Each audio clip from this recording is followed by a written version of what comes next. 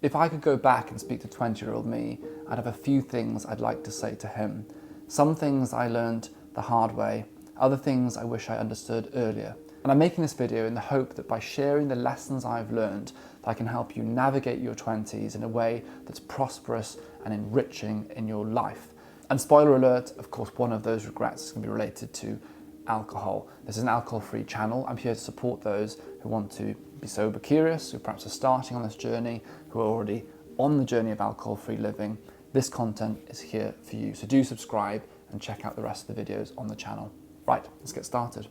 Okay, regret number one, putting hustle before health. I really look back now and wish I understood better how much of a difference it would have made to my life and my happiness and my experience of each day if I'd have actually understood that your health must come first. And I say this in the context of being a student, working another job, being a medical student, working in the hospital, trying to kind of climb the ladder, doing all the content stuff that I started doing later on. I understand how much pressure there can be on life to kind of work hard and to keep growing and things. But putting health below the hustle is a recipe for disaster. And I think fundamentally, I didn't understand how much of a difference it would make to my experience of life, to my ability to enjoy my life, if I'd have just put a bit more into that. So what I'm talking about is, going out for a walk each day, going to the gym and exercising regularly, the benefits for your mental health, your physical health, your resilience, your energy levels. If you lift weights and you exercise, your energy's higher. If I'd have eaten just a bit better, perhaps a little bit less of the takeaways and a bit more of the nutrients, a bit more of mental well-being, a little bit less of hustle, work hard, play hard culture. It's something I think would have made a huge difference at the time.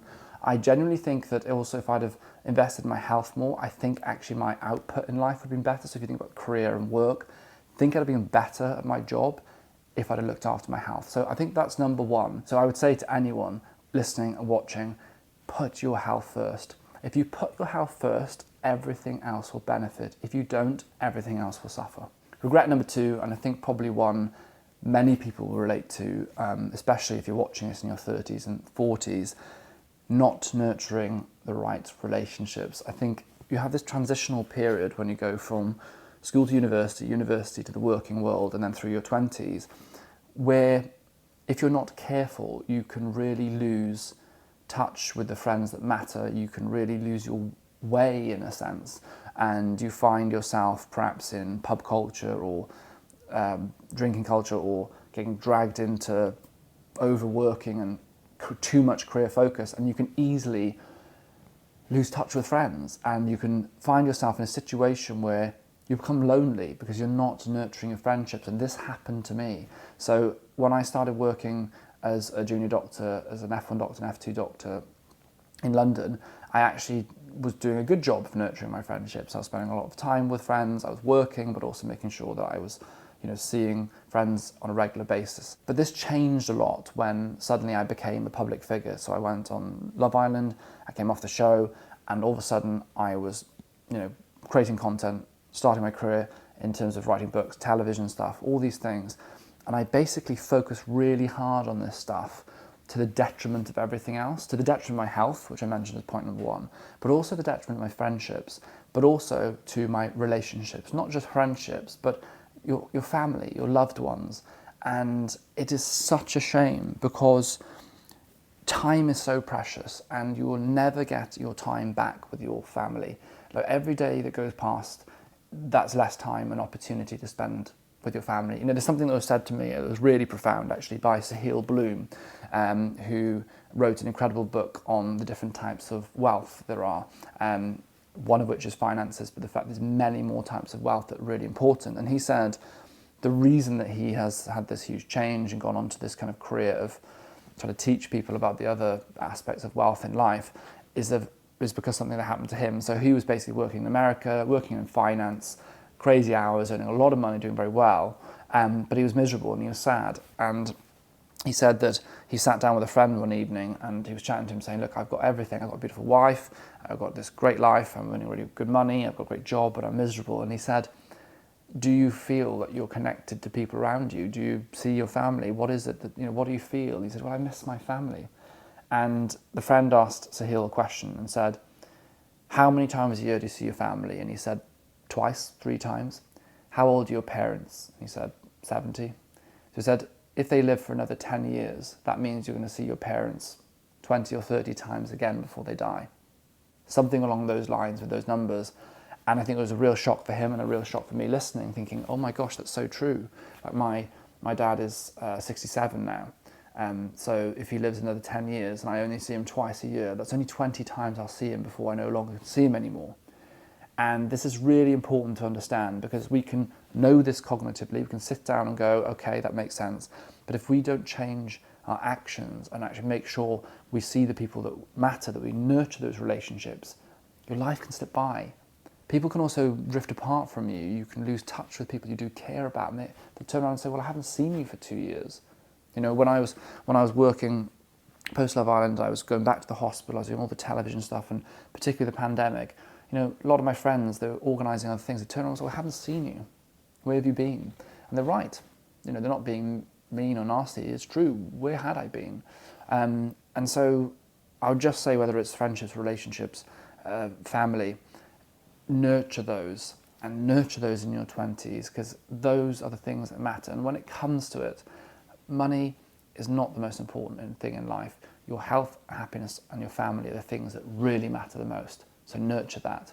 Number 3, a big regret, is how much of my life I spent drinking alcohol and how much alcohol affected my life. So I started drinking from the teenage years, as many people do. Alcohol became like a central part of my life growing up. As a teenager, going to university was all about drinking, like study hard, drink hard. When I worked as a doctor, it was all about drinking culture at the weekends here in London. And I spent so much of my life in my 20s, being hungover or drunk or spending loads of money on alcohol, and I really do regret it. Now, that's probably obvious. This is an alcohol-free channel. I'm not drunk for 2.5 years, but I really do. I find it hard sometimes to look back and think, damn it, what if? And it's really important to not regret and not to hold on to things. So I say this with a sense of peace, that I'm like, it's done now, and I am who I am today because of the things that have happened. If you change the things that have happened before, I'm not the person I am today. So all of that has led to who I am, the Alex I am here, sat on this couch in my flat here today. And so I have to accept that. But I do look back and think, as someone with ADHD, as someone that's very sensitive, someone that probably does get affected quite a lot by alcohol, I would have had just a different experience through my teens and 20s. And I kind of would love, if it was a different universe and I could do it, I'd go back to being 17 and I'd go to university and I wouldn't drink. And I wouldn't drink throughout my 20s. And I'd just explore life and see what life would have been like. And I wonder, and I think now, would I have been happier? And I think the answer is probably. I probably would have dealt with the challenges much better. I'd have had a richer experience of university. Fine, I understand there's elements of university that are really fun and nights out, but I still could have gone out, still could have enjoyed myself. I'd gone home at 12 rather than 3 in the morning. And I'd have done way more stuff with like the clubs at universities. I didn't really play enough sport at uni. I love sport. I'd been playing football every week. I'd been lifting weights. I'd been running. I'd been getting involved in all sorts of different things that I didn't experience because of booze. And then throughout my working life as a doctor, I think it's harder to work as a doctor when you drink quite regularly, because you're tired, you're not recovering well. Sort of enjoyed my work more, but I also could have done really fun things with the money that I spent on booze outside of work. I could have gone more travelling, gone on more holidays. I could have ridden motorbikes sooner. So yeah, alcohol is a big part of that. And I would also say that, most of the things I regret, or the stupid decisions I've made, or things that I look back and think, God, what were you thinking? Or moments where you embarrassed yourself, have been when I was drinking. And so if you remove the alcohol, most of the things that like that wouldn't have happened. And so, yeah, it has to go on my regret list, definitely. But in good news and in positive news, I've gained so much from being alcohol-free. It's been 2.5 years now, and it has changed my life. And I've got so much of my life to live and enjoy being alcohol-free with everything that I've learned. So I would really recommend, if you're watching this, you've never been tempted to quit alcohol, even if it's for a month, or ideally I would say 90 days, have a go going alcohol-free.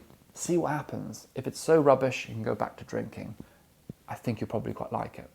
Right, let's do the next regret.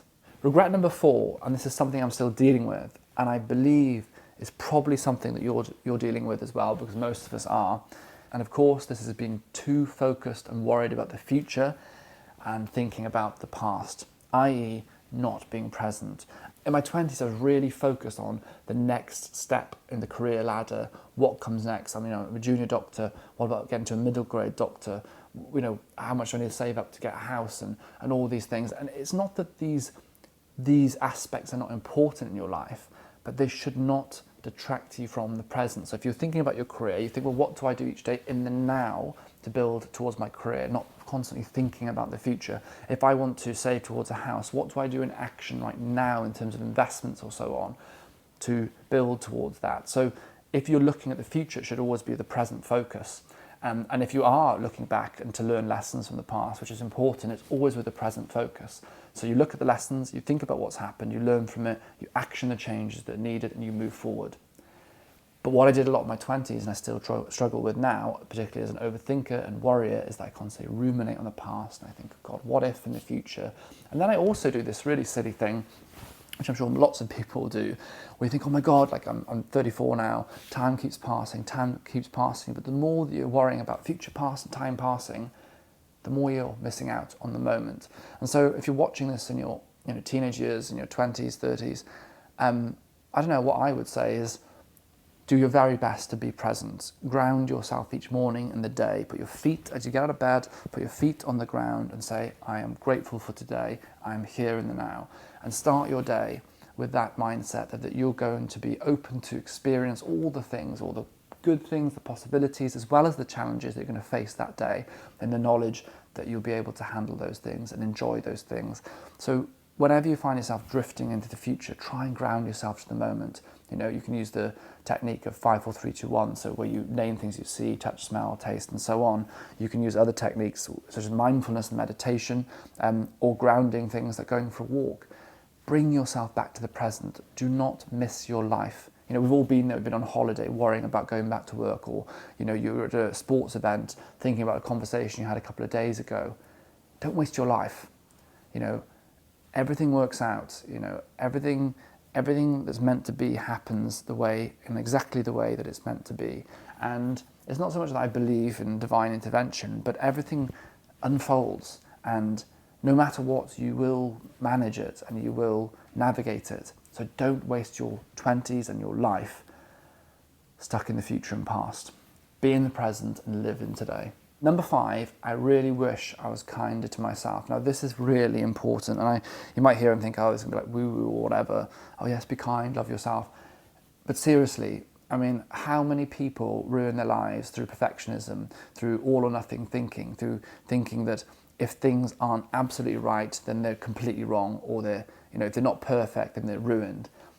It really wrecks people's lives. You hear in sports where top sports stars are so worried about performing at the highest level that they go through their whole career and go, I've missed my entire career, I didn't enjoy any of it. I mean, Johnny Wilkinson's a very famous example, one of the most famous English rugby players of all time, won the World Cup, did the famous drop kick that won the World Cup, and he said that he didn't enjoy his career. He did a whole documentary on this saying he did not enjoy his career. He was so anxious and so hard on himself, so beating himself up. I'm sure he said that after the World Cup, he was beating himself up about his performance in the World Cup, even when he just won it. And that is so sad. How sad is that someone had that talent, played at top level, and they basically didn't enjoy their career? He did not enjoy his career because he was so stressed about being perfect and he couldn't be kind to himself. And I think this is really important. It's something I really struggled with. I've grown up with someone with ADHD who's quite anxious, with parents that I think wanted me to do well, wanted to push myself. And I think this created a situation where my sense of validation and my self-worth as a person would be attached to my success and my outcomes, and actually also what people thought of me. So this is something that I still have to battle and work through. This feeling of I am worthy if I succeed, and I am worthy if other people think I'm good, a good person, or whatever it will be. And this is problematic because, well, some people are going to like you, some people aren't. That's really problematic, and you're still the same person. And with the success thing, you are not going to be successful all the time, and you're never going to be the best, and you are almost always going to make mistakes somewhere along the way in your journey. So when you do this, you start seeking perfectionism. You start doing everything you can to be perfect. And as we know, it's not possible to be perfect. And I genuinely think it's one of the biggest challenges that young people face in this generation is perfectionism. And I seriously mean that. Whether it's social media, whether it's academic pressures, whether it's expectation for people to know their careers and so on, whether it's huge aspirations and this obsession with like being so much better and achieving such great success, that people are feeling that they're failures all the time, that they're not worthy. They're pushing themselves to burnout. They are, driving themselves to serious mental illness in this seek of being perfect. There is no such thing as a perfect life. Everyone has their troubles. Even the wealthiest person will have stuff that they're facing that you don't know about. And I think it's really important as an individual, and this is not invalidating anyone's experience in any situation. It's really important to remember Sonder, awareness of other people's experiences, struggles and pressures and things they might face, even though we don't know what they are or who they are. You see someone walking down the street, there's stuff that they're facing you don't know about, and it's not your problem or need to know about it, but it's beneficial to understand that we're all imperfect with imperfect lives. And I've got this saying that I repeat to myself: I am perfectly imperfect. And I love saying that because it's a reminder that it's perfect to be imperfect. It is good to not be perfect, and it's okay to make mistakes, to get things wrong, to make bad decisions, make unwise decisions, and to learn and to grow and to move on and to let go. That is really, really, really important. And when you're moving through your 20s in life, great, have aspirations. It's good to have goals and aspirations, but do not hang your self-worth on whether you get the promotion or whether you earn that money or whether all these people like you or the most popular person or whatever it is. Do not hang your self-worth in that. Inside, you need to value who you are. Be kind to yourself when you get things wrong. Be kind to yourself each morning. Speak to yourself in a way that you'd speak to a friend. Seriously, I know it's cliched. How do you talk to yourself? If you talk to yourself then you are not going to live a life that is positive, that is happy, that attracts abundance and attracts good things in their life. I am a big believer, again, I'm not necessarily someone that thinks divine intervention or that the universe has a purpose necessarily for you, but I do believe that what you put out, you get back. If you're kind to yourself, if you're loving to yourself, and you mirror that to the people around you, you're probably going to attract a similar thing. If you have an attitude of, I'm going to do my best, sometimes I will fall short, but I'll do my best and push on, you're probably going to get lots of opportunities. You're going to learn to become resilient, you're going to overcome things, and the world will align in a sense for you, not because there's divine intervention, but because your action is creating reactions and a chain reaction in other things in your life. I think this is so important. If you're in your 20s now watching this, please try your best to be kinder. Don't try and be perfect. Accept imperfection and enjoy the journey that you're on. The final thing I'd like to share that I think is quite important if you're in your 20s and actually 20s and your 30s as well is this. Life is unpredictable. No one knows what's next. No one knows how long they've got here. And that is what makes life beautiful. And when you're able to truly accept that, to tolerate uncertainty, to enjoy uncertainty in your life, everything else opens up. Unfortunately, we cannot prevent bad things happening. We can't control every outcome. And the more that you try and control things within your relationships, it might be with a partner, in your career, in yourself, in your reaction to things, the more tight and stiff and controlled you try to be, the worse things feel and also become. When you can kind of relax and trust yourself to experience things as they're meant to be, you will reap the benefits. You will deal with challenges much better and you'll overcome challenges, but you'll also be there and present to enjoy the good things. Nurture your relationships, the people around you. Question anything you're putting into your body, whether it's alcohol or otherwise. Does it serve me? If it does, great. If it doesn't, get rid of it. Let go of people that are toxic in your life as well, that don't serve you. That's really important. Think about who is around you, what you're seeing, what you're doing, what you're consuming. Watching the news is making you feel rubbish. Think about the things you're seeing and doing. And try, I think, most importantly of all, to live with an open mind. You've only got one shot on this planet. It's one go. So be open to try new things, move through different experiences, travel, do different hobbies and experience different things in your life. Guys, thank you so much for watching this video. There are probably very many more regrets that I have, but I thought that these would cover some themes that I think are really important to lots of people, and probably things that can be navigated, I think, with the right knowledge and understanding early on. If you understand that health is wealth and you really invest in that through your teens and 20s, you're going to reap the rewards. That's a great example of, I wish I knew it. I wish I knew it sooner. Guys, thank you so much for watching. Leave in the comments any recommendations, any regrets that you have, or things that you've learned, or messages you'd share to your 20-year-old self. Why? Because people reading the comments might just benefit from what you've written and said. Thank you so much for following. Please do like and subscribe if you haven't already. It really helps, us get the videos to you, but helps us grow as a channel. Take care, guys, and goodbye.